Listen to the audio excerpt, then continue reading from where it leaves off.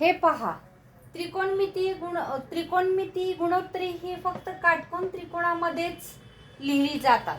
Sine theta कोणासमोरील बाजू म्हणजेच कोस भू कोणासमोरील बाजू छेद काय येतो कर्ण. कॉस थिटा मीन्स कोणालगतची बाजू कोलभू छेद कर्ण.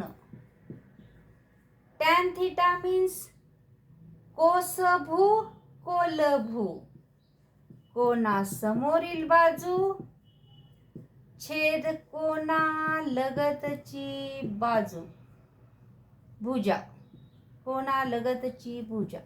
सेम याच्या उलट इथं फक्त खाली मुंडी वर पाय. कर्ण कोसभू सेक थिटा कर्ण कोलभू.